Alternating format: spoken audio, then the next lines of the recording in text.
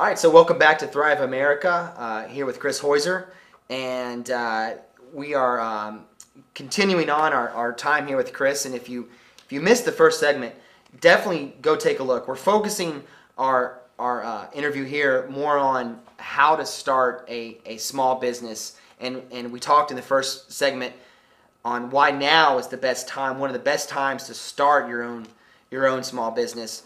And Chris kind of shed some light on how affordable it is to actually start your own business, and we talked a little bit about Score as a great resource to go. I think it's a free resource to utilize. Yes. And then we'll talk, I think, a little bit later about some of the other networking opportunities in some later segments. But here we're gonna move into your talking point, which is choosing the right business for you. What's your passion?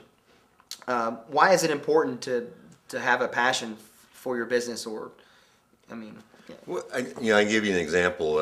People they look like through the Franchise 100 that Entrepreneur Magazine does, and they look at the numbers of how much you can earn.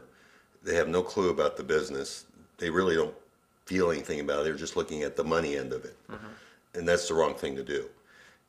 If you find something that you really like to do, whether it's carving wood plates or delivering groceries to older people in your own van, or going shopping for people, anything that you are passionate about, the money will come. That's an automatic thing. Because people, when they see that you're passionate about something, they want to do business with you because they know they're going to get a great deal.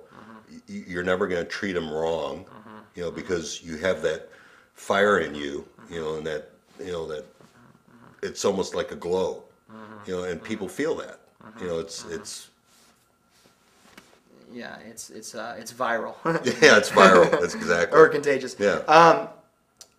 I spoke a little bit in the first segment about that fear, but now it's interesting. Like, do you have any advice on finding that passion? Maybe some people have been working in corporate America for so long, they don't know what their passion is, or they don't know which direction to go as far as figuring out.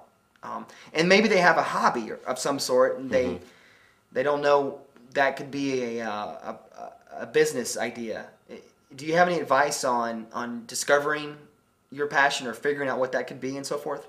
Well, the best advice that I can give you is that if you've worked in corporate America, obviously if you've done that for a long time, it's not just a job for you, it's a career. So I mean, you can kind of take that and do maybe something that's complement to that industry that you've been in. Say for instance that you were a printer of some sort, and at a big company. Well, you can start a little printing company on your own.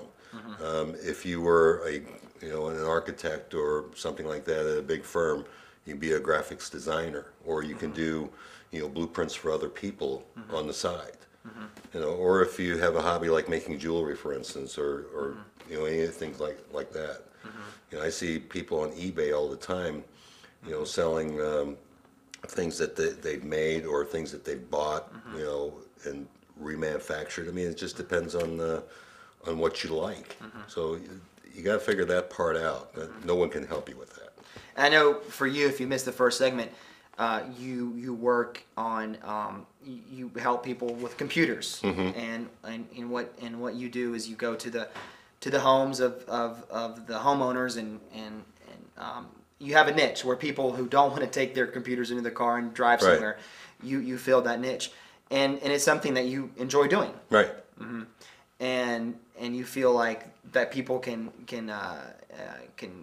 feel that, and therefore there's an energy that's built with you. So that's a great point. I just want to emphasize the fact that you got to figure out what that passion is, because I think some people just don't know what that is, I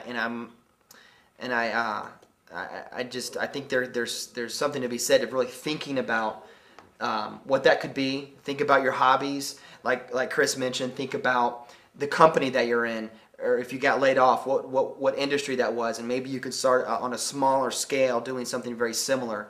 But there's just so many ideas. Maybe just take a weekend, think about that, and come back and utilize some of these other points you've made already. This is a great point. I want to get your feedback on this. Make sure someone wants what you do, which could have some direct correlation with the previous point. But what do you mean by make sure someone wants what you do? Well, the thing is that if you're going to start a business, you want to make sure that, like in my case, I made phone calls as we talked in the earlier segment that, I actually got in the phone book and called people and asked them, if your computer was broken, would you rather have somebody come to your house or do you want to box it up and throw it in the trunk and take it somewhere?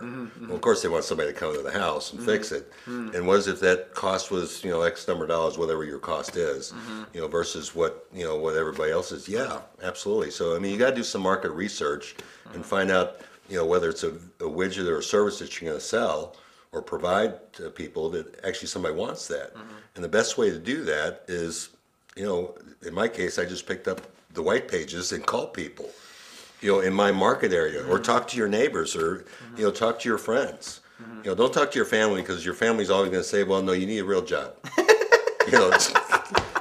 Don't start your own business; you'll fail. Well, some families, are like that, but right. Well, I think that's important because some people say, market research, and you might get lost in figuring out, I got to read a book on market research and I got to go to school to learn how to do this. But I love how you're just breaking this down. You just got in the phone book, and I'm sure you talked to a lot of your friends, and you figured out if there was a need. Correct. For what it is that you were about to provide, and I'm sure that helped you also figure out what your pricing was, what needed to be. Maybe some of your marketing message, because maybe you figured out what their pain points were.